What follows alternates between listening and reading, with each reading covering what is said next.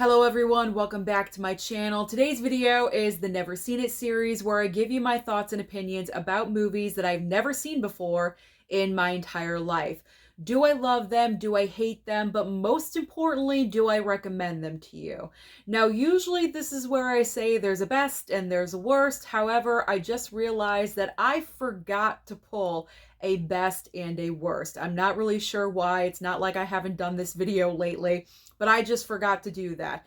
However, I will say, for the most part, with all the movies sitting next to me, I enjoyed like 98% of them. I feel like there's only 3 movies in the pile that I just didn't really care for. So you can just say that those are all tied for the worst, I guess. And obviously when I get to those movies, I will go into a little bit more detail as to why I just didn't really care for them.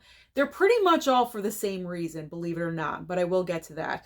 So I was happy with the stack. Now, the movie watching theme for the month of June, just to refresh your memory, was Kino Lorber titles, because I have a very massive section back there, not there, but over there where you can't see. I have another bookcase full of never seen it movies, and I have one section full of Kino Lorber titles. So that's why I wanted to make that my movie watching theme, because the pile is just growing, and it's still growing. It's always going to be growing, but I really had to dive into my Kino Lorber movies.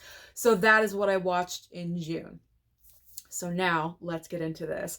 All right. However, I will say I'm going to try to be as brief and quick as possible. I know I always say this, but I really mean it this time, because there's a lot of movies to discuss. And at the very end, there's also going to be a franchise that I watched that's not Kino Lorber that I do have some thoughts about. And if you guys have been watching my videos, you should probably know what franchise I am talking about. So that's going to be at the very end. You may be surprised with my thoughts about that franchise. But let's get started. We're already 2.5 minutes in. We got to get into this. All right, here we go. Kindergarten Cop. Now, I have seen Kindergarten Cop before. However, when it comes to never seen it, if it's been a certain amount of time, like 15 years or something, I will always throw it back into the never seen it pile, because it's been such a long time. And that was the case. Let me show this off. That was the case with Kindergarten Cop. It's been a really, really long time.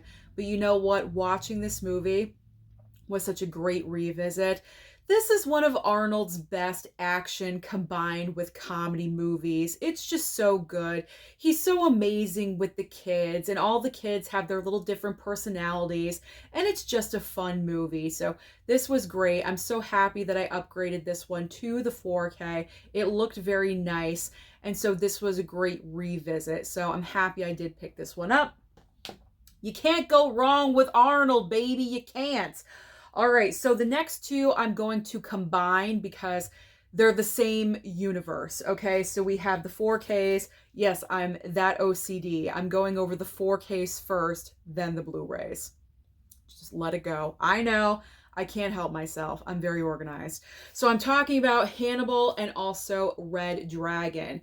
So Hannibal is the sequel to Silence of the Lambs, because this movie has Julianne Moore playing Jodie Foster's role of Clarice Starling. Unfortunately, Jodie Foster did not want to return for the sequel. We're lucky that Anthony Hopkins did. Anthony Hopkins returned for all of these movies, thank goodness, because if he didn't, it would not have been the same. But for some reason, Jodie Foster declined. You know, that's her right to do so. So Julianne Moore stepped up to the plate to replace her, and she did a decent job, don't get me wrong. However, I feel like it was such a missed opportunity that Jodie Foster did not come back, because I feel like if she did, it would have been another round of magic between her and Anthony Hopkins, because they just worked so well together in Silence of the Lambs. So that was a missed opportunity, but Julianne Moore, I think she did as well as she could do. I mean, talk about pressure. You know, like you're stepping into a role where the previous actress won an Oscar for that performance, you know, so that's kind of intimidating. She did a great job. And then we have the prequel to everything which is called Red Dragon. This was before Silence of the Lambs. I really enjoyed this one. I gotta say, I enjoyed Red Dragon more than Hannibal. If I had to rank the movies, Silence would be number one, obviously, but then Red Dragon would be in second place because I just really love this story, the entire story in connection with Edward Norton's character and Anthony Hopkins, and then you put Ralph Fiennes into the mix. I thought it was great. This one was great. So I enjoyed both. Love this one. I liked this one. So this one is like, this one is love. Do I recommend them? Absolutely, I do. If you're a major fan of Silence of the Lambs, then I definitely do recommend that you do, you know, just grab the 4Ks. Grab the 4Ks. I think they might both still be available for the Kino Lorber sale. I could be wrong, but definitely check. If you can pick them up, because the sale is still going on right now, if you can pick these up for, you know, $17, I highly recommend that you do so because they're great movies. Great movies. Not as great as Silence. That is always going to be number one in my opinion, but I enjoyed watching both of those. Okay, next up, The Last Castle. What a movie this was. So this film takes place in a prison. You have Robert Redford, who plays a general who goes to jail. Okay, so this is like a serious downgrade. He's like way up here as a general, commits a crime or something happens. I forget what I watched this one a while ago, so, you know, just give me a break with the details. But he was a high-ranking general, very respected, and then something happens where he has to go to prison. So the warden of the jail, or the guy in charge, is James Gandolfini. And he's a hard ass, you know, like, as wardens have to be, okay? We're dealing with criminals here, and I totally get that. But he's a bad warden. You know, he causes incidents in the jail where people get hurt or even killed, incidents, things like that. He's like a swizzle stick. You know what I mean by that? Like, always causing drama and trouble and just like, you know, a shit stir. That's what he is. That's what he is. And a great all-star cast in this movie. Besides Robert Redford and James Gandolfini, you have Mark Ruffalo, who plays a character that I've never seen him play before. So that was great. Delroy Lindo is in there. Not as much. He's in there for 5-10 minutes, whatever. But it mainly focuses on the relationships that Robert Redford forms with the fellow prisoners and how they kind of, after a while, start looking up to him. And then, of course, that pisses off James Gandolfini. This is a great movie that I'd never heard of before. And I picked this up because of the stars, because of the cast. So I really do recommend this one as well. 4K looks great. So this one was good. All right. Now let's talk about Dressed to Kill 4K. Okay, I'm just going to be completely honest. I fell asleep like halfway through this movie. This is like a erotic thriller, I guess. You have Michael Caine in this movie, Angie Dickinson, who is like sex all over the place. Like the first like 20-30 minutes is focused on Angie Dickinson sleeping around, having sex, like, you know, hey, no judgment here, you know, like no judgment at all whatsoever, but like, it was kind of a lot. It was kind of a lot to take in. It's like, whoa, kind of shocking. Even my mom was like, what the heck? Like, what's going on? We're very open-minded in this household, you know, like we know things happen in the world. We're not stupid, you know, we know that things occur, but like, even this was kind of getting to be just a little bit much. And then when it started turning the corner, where it wasn't so much nudity and more focused on solving the crime that does occur in the film, that's when I fall asleep. I don't know. So I never finished it. I never got back around to it, unfortunately. So I can't really comment too deeply on Dressed to Kill, but just be aware, if you're interested in this one, there's a lot of nudity. I'm not sure if there's more nudity in the back half of the movie that I fell asleep during, but just to let you know, the first like 30-40 minutes is like, wow, there's like a lot. There's a lot going on. Like we're talking like full frontal in the shower with Angie Dickinson, okay? Just to let you know. So I did not finish this one. Can't comment. All right, let's just move on. Let's move on to the score.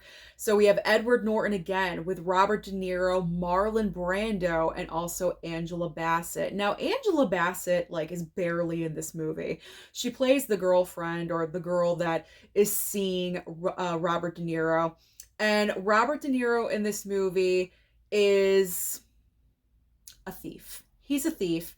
And he, like, is kind of like partnered up or works for Marlon Brando.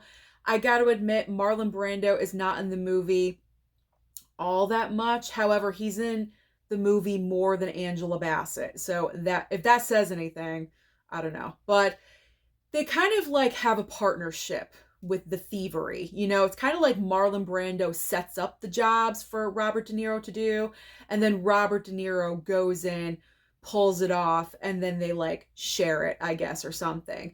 So in this movie, we have, okay, we're setting up a job, but then Marlon Brando wants to bring in Edward Norton's character because what they're after, Edward Norton is kind of like on the inside, you know, and he can get Robert De Niro in. So it's like an equal partnership.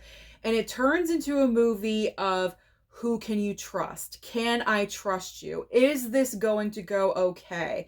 It's one of those. I really enjoyed this movie. I thought it was nicely done. And you were kind of guessing, like, you know, who can you trust? Who can you not? You're kind of, you know, kind of second guessing Marlon Brando's motivations just a little bit. Like, is he setting up Robert De Niro? You know, you never really know. And that's what I like when it comes to movies like this, the question of trust. So this one was good. I do recommend the score as well. Highly enjoyed that one. Whenever I get a great Robert De Niro title, I'm always happy. And you'll understand why I say that later on in the video. Okay. Indecent Proposal 4K. This is the final 4K I'm going to talk about. Okay, so Indecent Proposal, again, this is a film back in the day that, you know what, I don't even think I saw the entire thing. I think this is a movie, it was bits and pieces, but obviously I remember the basic plot line. You have Demi Moore and Woody Harrelson, who are like so crazy for each other. They have so many like hot sex scenes in this movie. It's very steamy. It's unbelievable. They have great chemistry in the film. They play a married couple that have been together since like high school or something like that. So in the film, they have money problems, you know, welcome. Like, everyone has money problems, but they really have major money problems. So they decide to go to Vegas. You know what? Let's just try to win some money in Vegas. And the like night number one that they're there, they win like $25,000, and then they're stupid and they press their luck in day two and lose everything. So during the course of the time that they're there in Vegas, Demi Moore encounters Robert Redford. There's the Redford popping up again. So Robert Redford notices Demi Moore. He kind of becomes a little bit infatuated with her. And once he knows kind of like the situation of what's going on between these two, he then makes the offer. I will pay you $1 million if I can be with your wife for one night and one night only. So that is that's the basic plot line of the movie. And I remember when this film came out, like, this made a lot of marriages like put that question like to the front, like, what would we do?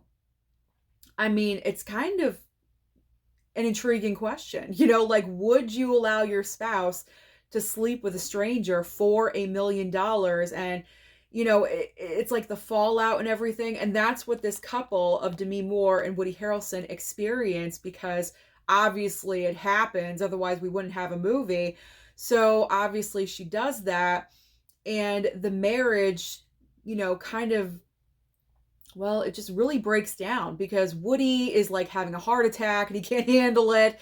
And then she's getting annoyed because he's like guilting her and asking questions, and they said they wouldn't talk about it. And so that's pretty much what the movie is all about. It's a great movie. You can tell it's from the 90s though. Like, it's a total 90s film, but I really enjoyed this one. I enjoyed watching it all the way through, and it's got a great ending. It has a great ending. So Indecent Proposal, there we go. Pick this one up too. Nice looking 4K. All right, so now let's get into the Blu-ray section of Kino Lorber with Desperately Seeking Susan, my name. I love it. Okay, so this obviously stars Madonna. We have Rosanna. Yeah, there's too many Arquettes. I can't remember who it is. Rosanna Arquette, Madonna. We have Aidan Quinn. I remember him back in the day. He was very nice on the eyes. Where did he go? Whatever happened to him? I'm not really sure. But anyway, back to the movie.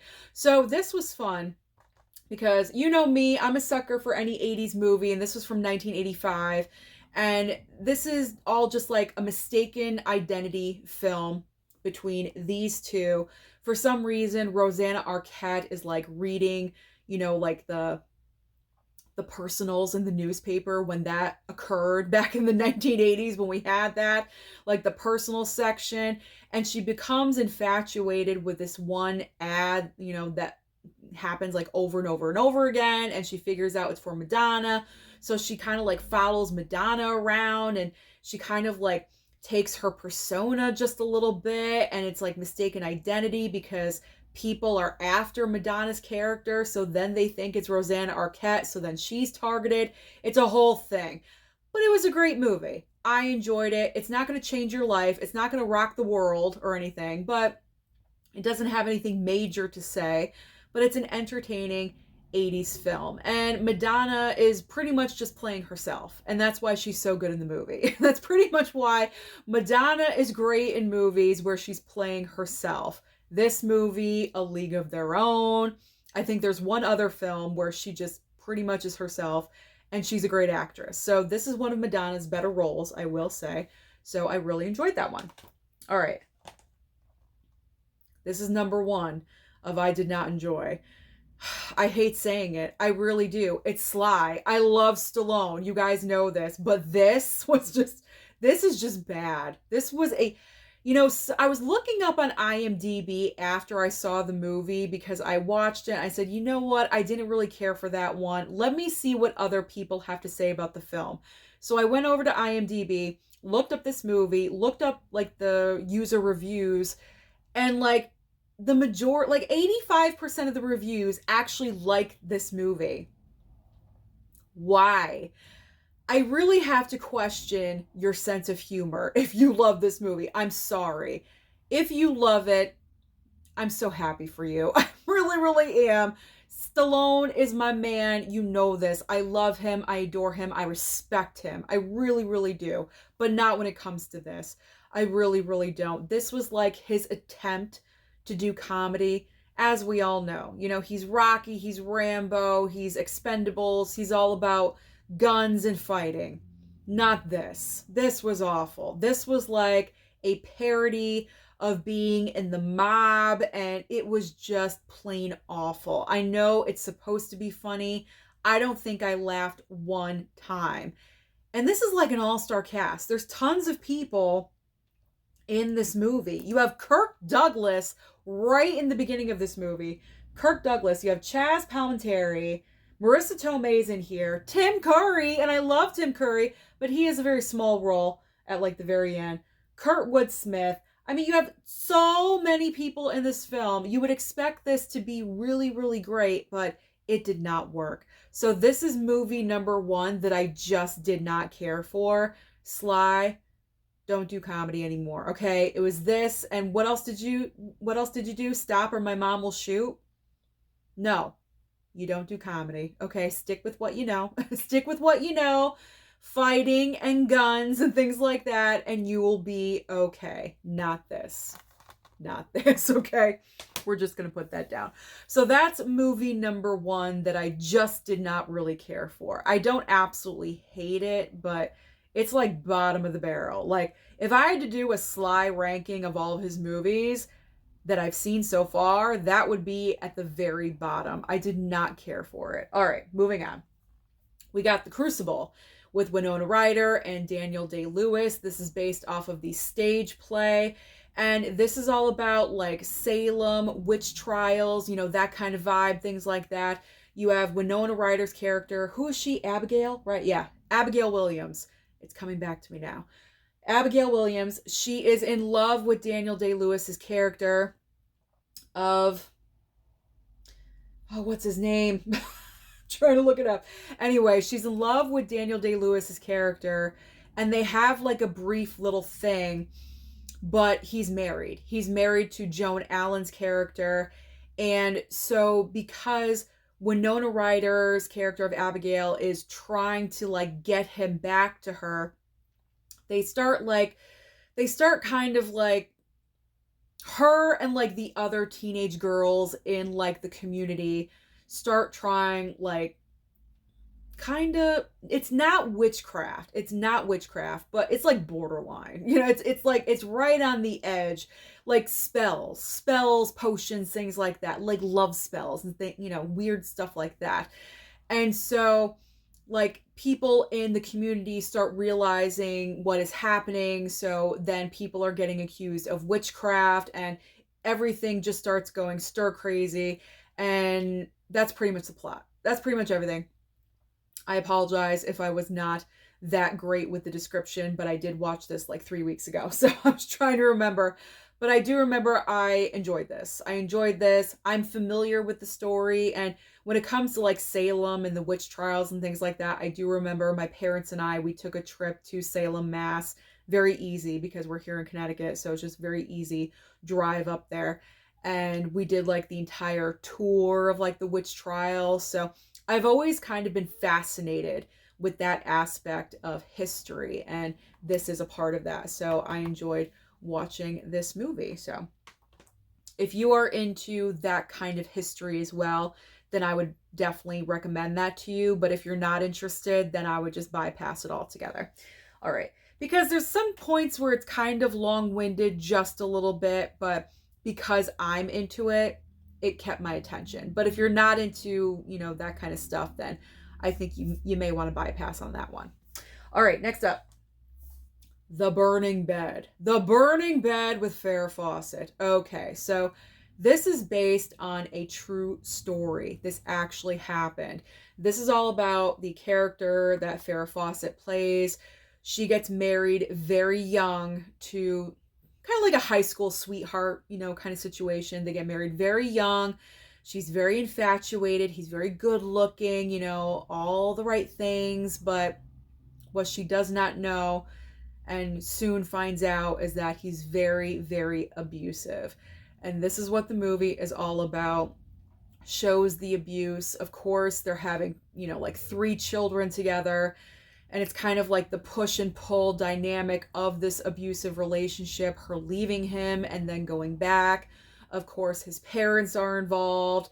And then it just gets to a point where she sets the bed on fire. Okay, that's all I gotta say. That's all I gotta say. She sets that bed on fire because there literally is no other way out for her. And that's it. That's all I'm gonna say.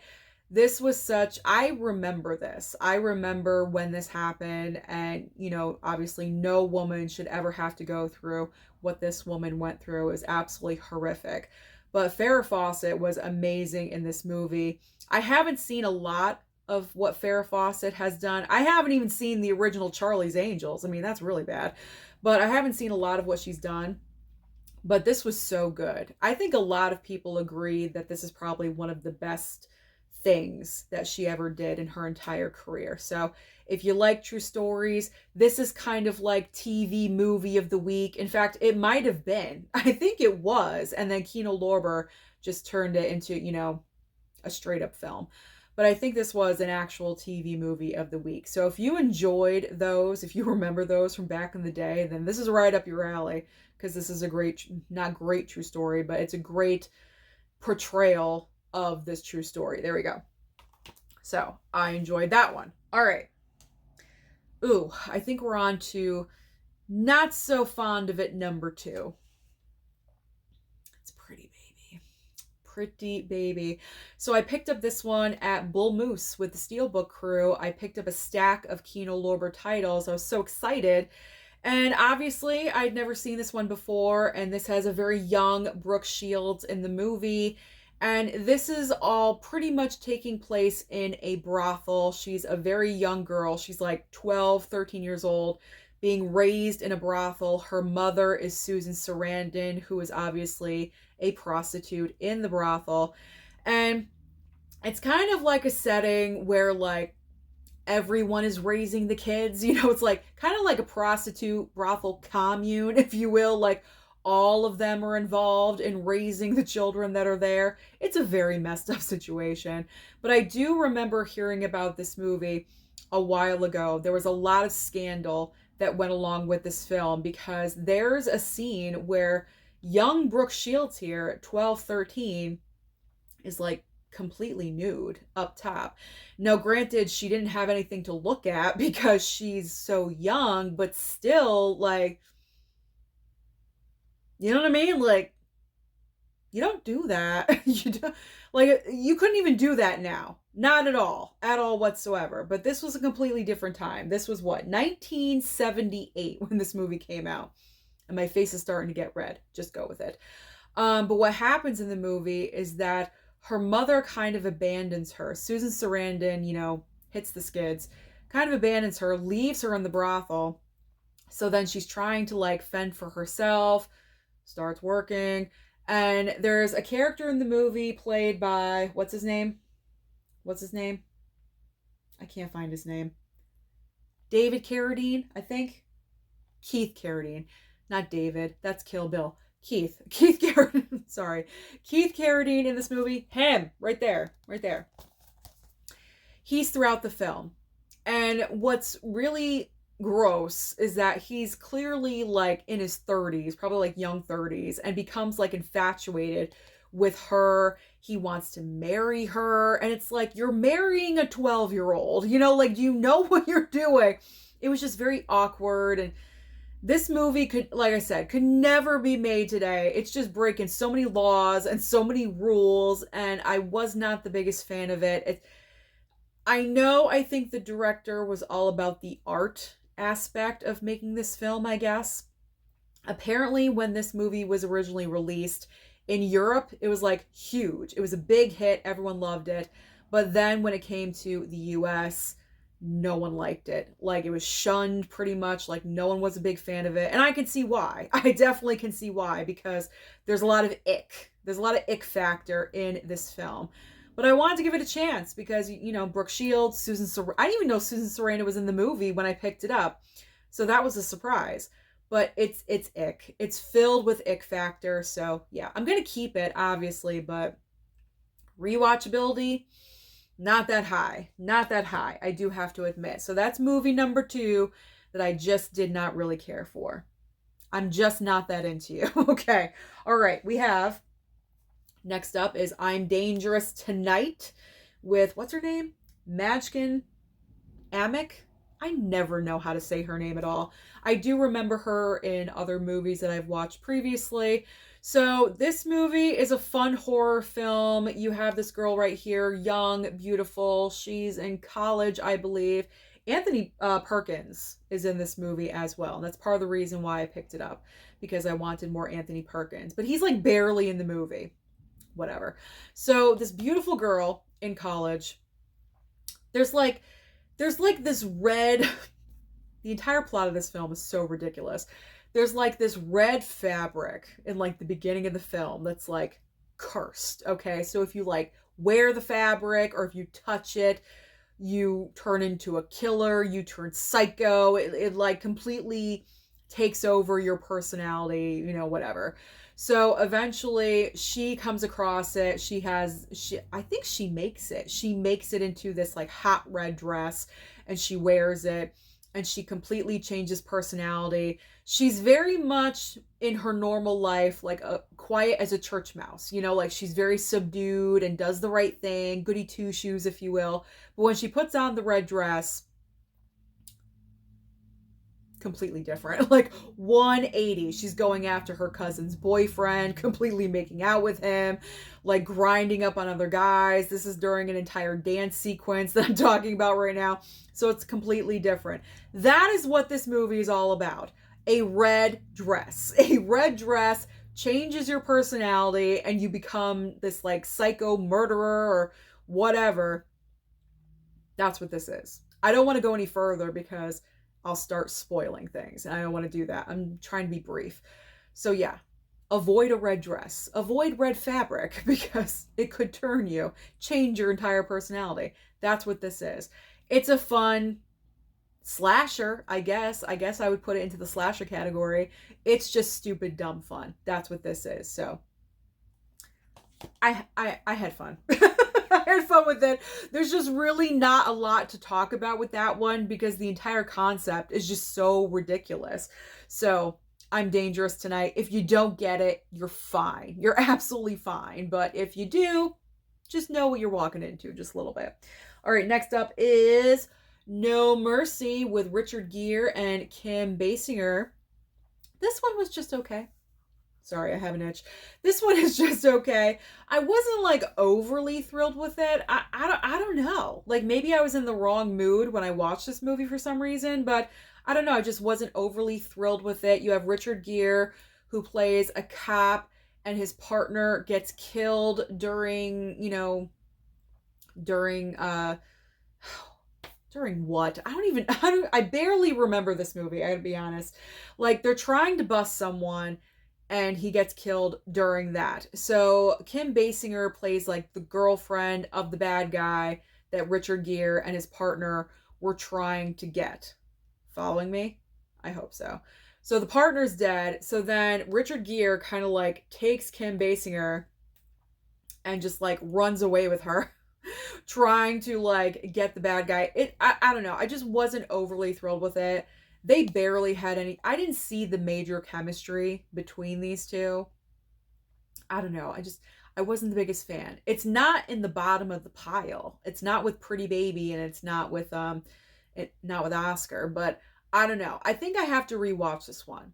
I think I was tired or I don't know. Maybe I fell asleep. I'm not really sure. But yeah, I have to read it.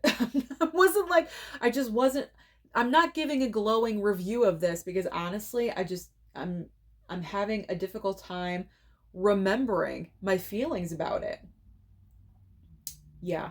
So let's just not talk about this one. I mean, obviously I have no words for this one.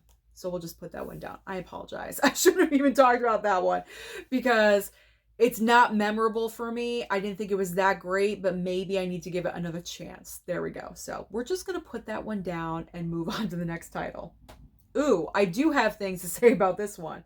Deceived. Deceived with Goldie Hawn. So this one was great because this was a role that Goldie Hawn, you don't expect her to play because we know Goldie Hawn, she mainly does comedy. You know, she's a bubbly personality. She's just so fun and bubbly. Those are the two words that describe Goldie Hawn perfectly. But there's nothing fun and bubbly about this movie. So she meets up with, what's his name? I can never remember names. This is so annoying.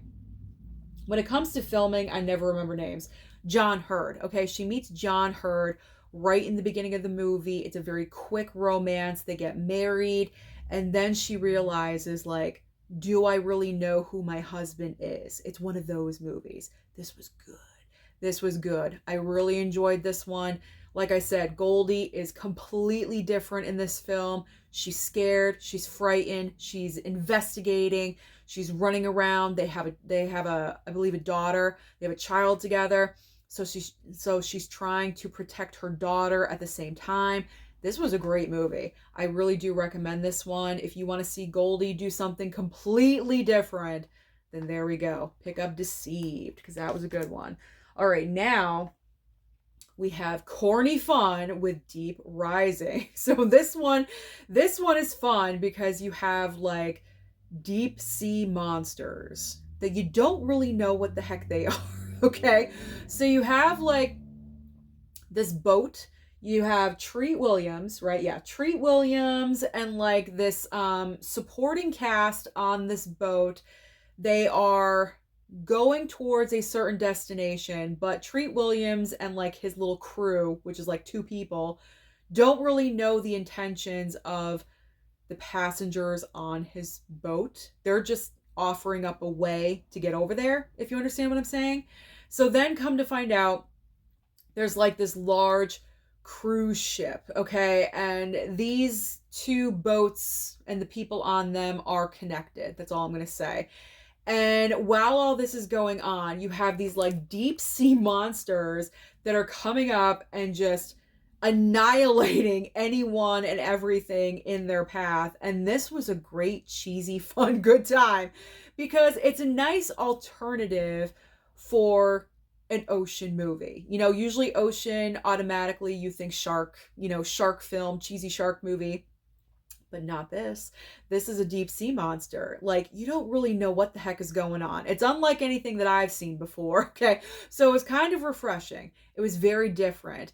Very corny, extremely cheesy, but a lot of fun. So I do recommend Deep Rising. And I also think that this movie is underrated because I feel like no one talks about it at all whatsoever. But this is a good time. If you want an alternative to a shark film, then pick up this one. So that one is a recommendation, definitely. All right, now we have Lilies of the Field with Mr. Sidney Poitier. I was very surprised to find out that this was the movie that he won his Oscar for, because I have to be honest, I don't think this is the best performance he ever gave in his career. No, don't get me wrong, I haven't seen everything that Sidney Poitier has ever done, but for him to win for this, just, it's a good, solid performance. It is. I enjoyed it. But Oscar worthy? I think we made a little bit of a mistake. He probably should have won for something else. Now, what's going on in this movie is that Sidney Poitier, his car, he's having, I'm recalling, I watched this one a while ago too. His car is having trouble. It's like overheated or something. So he just needs to like get some water or something to put into the radiator. Is that how it works? I don't know. So he stops over at this like, it's not a convent, but where nuns are. But it's not a convent. They're just there. Like the nuns are there in like this house. And he stops over and he thinks, you know, they're going to help him out. They're nuns. They're not going to say no. You know what I mean? So he gets some water. But what he does not realize is that there's like 5 or 6 nuns, okay? And there's one nun that's like kind of like the lead nun, and she's very controlling and very bossy. And what happens is that she doesn't let him go. She doesn't let him leave because all of a sudden she wants him to start working on projects where they are, like built, like the main thing that it comes to is building a church. Okay, like it starts off with smaller things, but then he ends up staying to build this church for these nuns because they want their own church. It's just this whole thing of nuns bossing him around pretty much. And I'm sitting here watching it and I'm like, this is what you won your Oscar for? You know, I don't know. I don't know. I don't know. It's not a bad movie. It's not bad. It's good. It's short. It's only 94 minutes long, but it felt like 2.5 hours. That's the other problem. It felt like it went on forever. I don't even know how that happens. How is it seeming like an hour longer than it really is? I don't know. But I do have to be honest, I was kind of having to, you know, do this to stay awake while I was watching the movie because it was kind of slow. It was slow and it was trying. So, I mean, not bad, not great, not the best, not the most rewatchable, but obviously I'm going to keep it. I'm happy I watched it, but I can't say I absolutely recommend like, oh, rush out and buy that one because I would be lying if I said that, and I don't want to lie. All right, next up.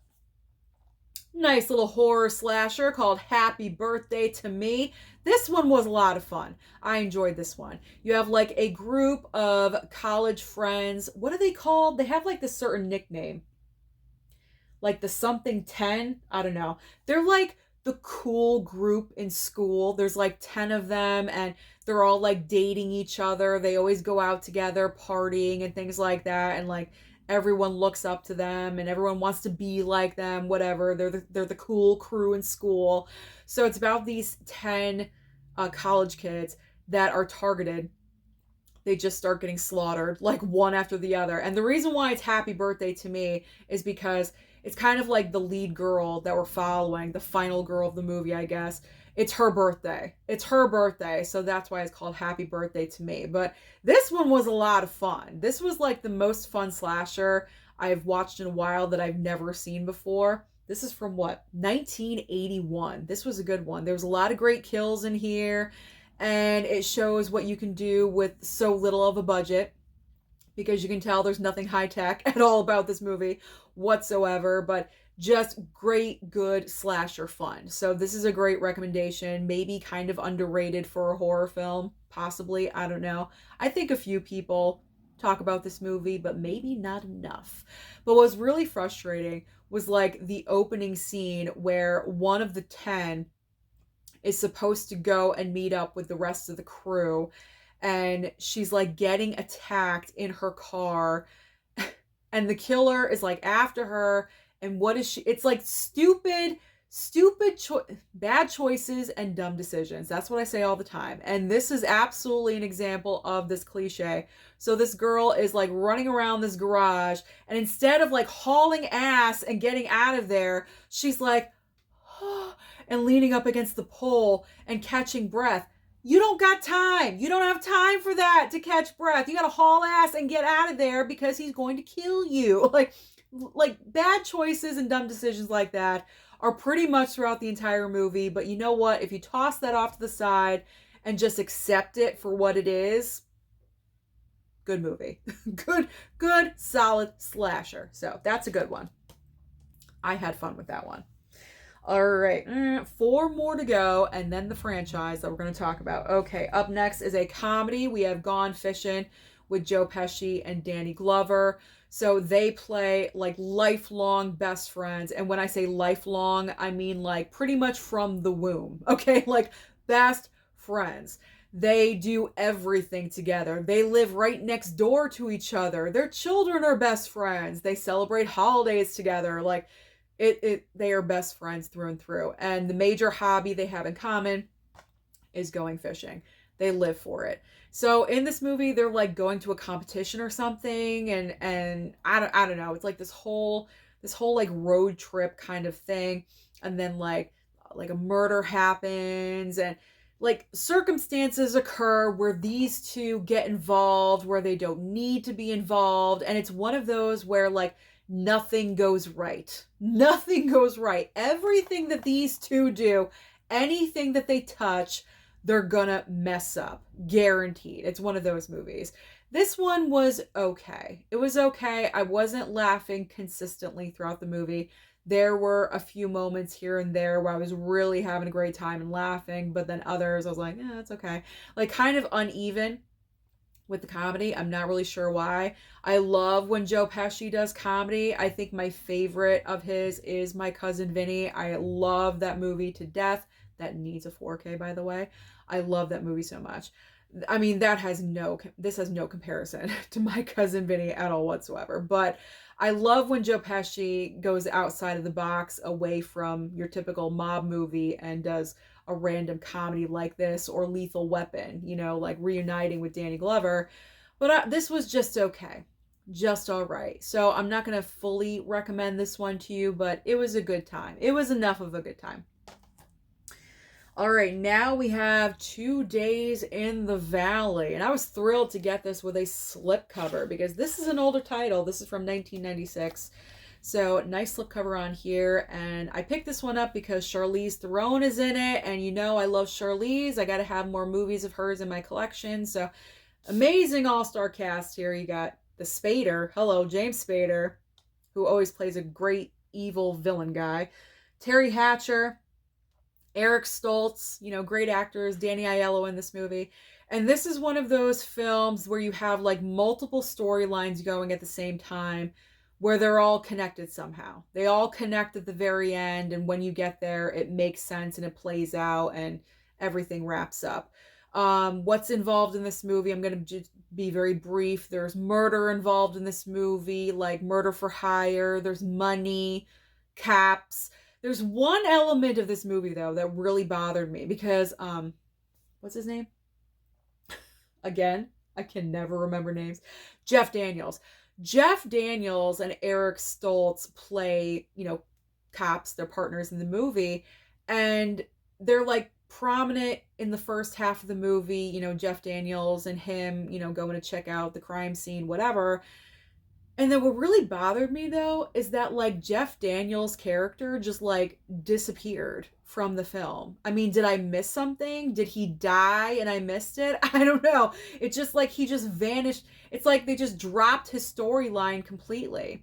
I'm trying to remember if I'm missing a certain piece of the film that was important. I'm afraid that he died or that he did it himself or something, and I'm just not realizing it. I'm going to sound really stupid.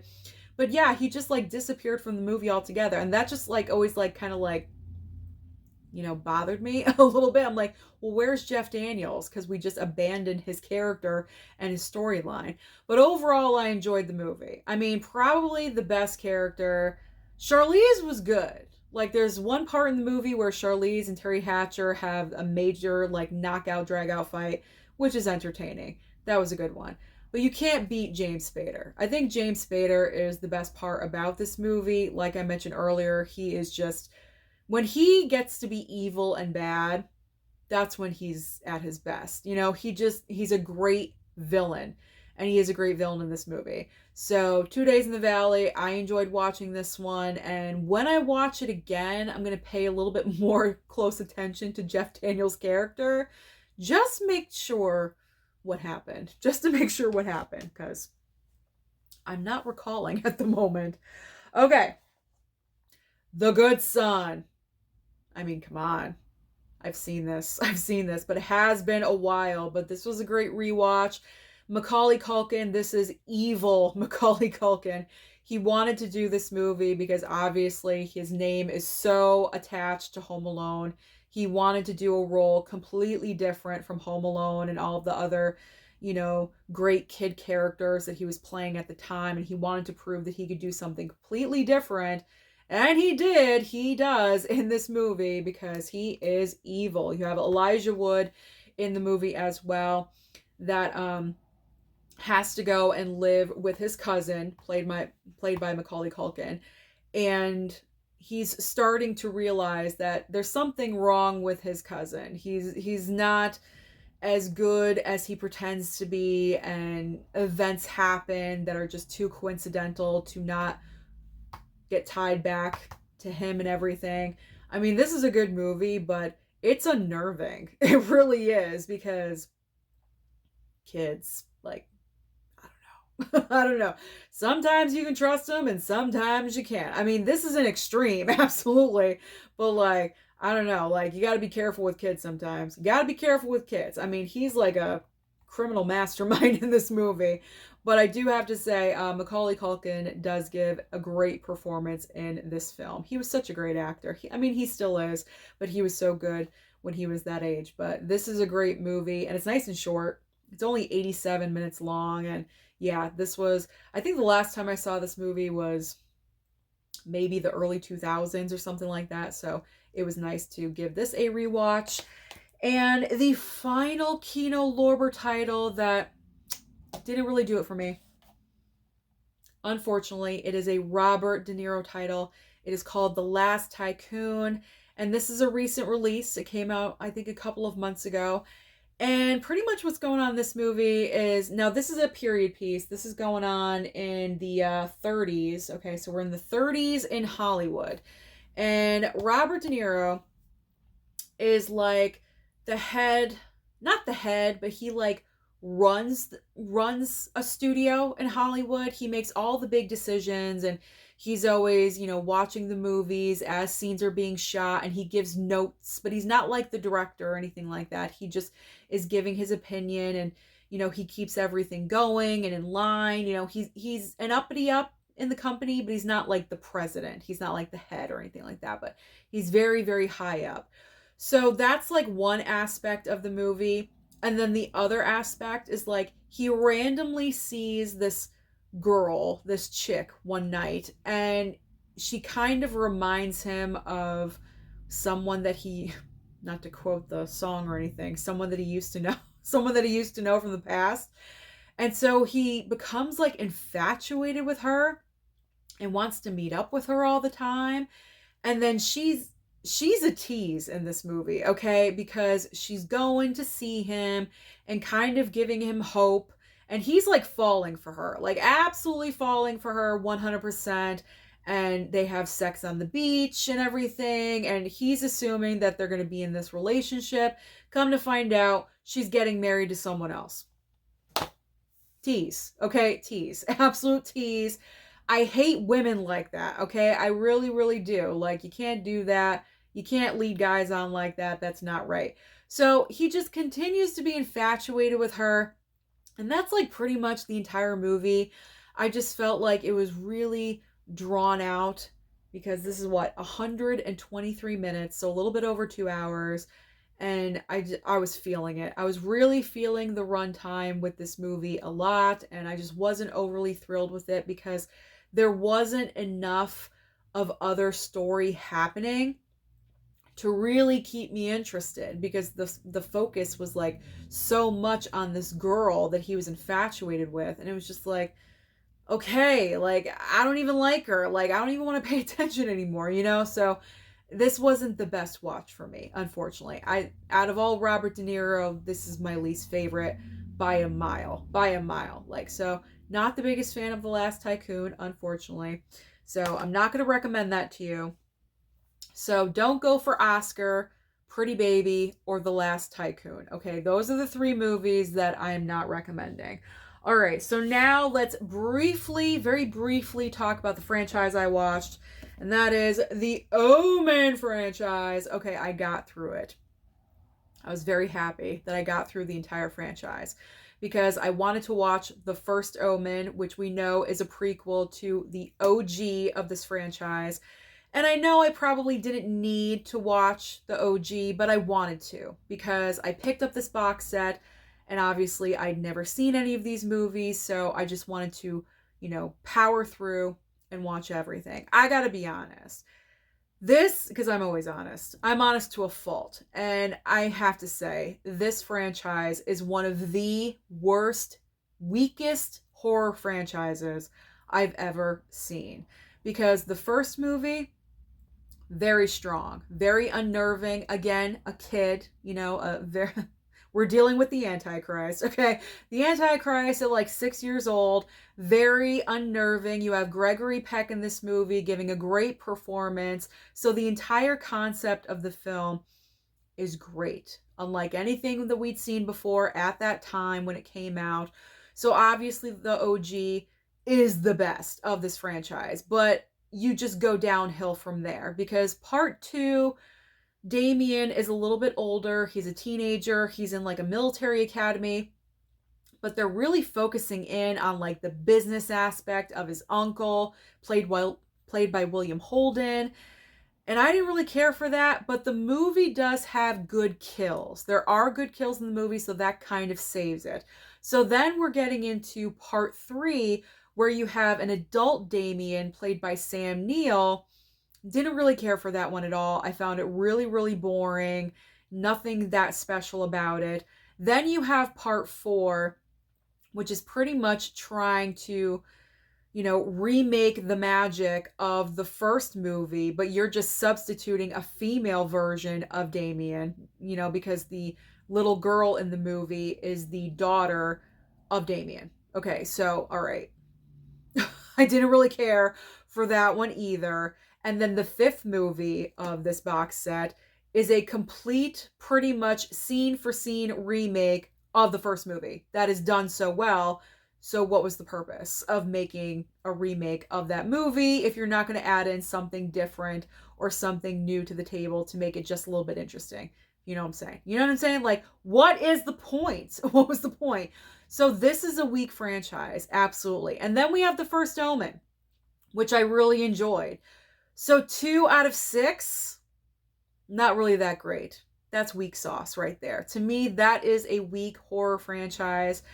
I don't mean to offend anyone that really loves the Omen movies and this franchise. If you do, that is great. And feel free to defend it down below in the comments. But it's a great looking box set. I will say that. Look at that crow. I mean, it's a great looking box set. But as far as the movies themselves, not so great. So, except for the first one. The first and the first Omen, which is not included in that. But those are the only two movies that I really enjoyed, was the very first and the first Omen. I could care less about the other ones, I gotta be honest. So again, no mean to offend anyone, but not a fan. All right, so that is it. Those are all of the movies that I finally have watched in the month of June. So comment down below, where are we at time-wise? We're at almost an hour. I apologize. I really tried to be as quick as possible, but we had a lot of movies to go over. But comment down below and let me know your thoughts about any of the films that I just talked about, including the Omen franchise. If you guys want to defend it and let me know your opinions about that, I want to hear about it. Don't forget to like and subscribe before you leave, and I'll see you next time.